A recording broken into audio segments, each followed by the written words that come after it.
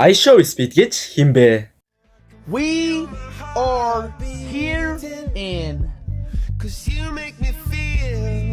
Mongolia! I show speed гэх нэрээр олон танигдсан Америк стример залуу нь энэ жил 20 настай. Түүний нэрийг Darren Jason Watkins Jr. гэж нэрлэдэг. 2005 оны 1 сарын 21-нд Америкийн нэгдсэн улсын Ohio мужийн Cincinnati хотод төрсөн. Түүний анхны бичлэг 2017 оны 12 сарын 21-нд NBA 2018 гэх сагсан бөмбөгийн тоглоомыг тоглосон байдаг ба 2022 оноос эхлэн олонний танил ирхэн болох болжээ.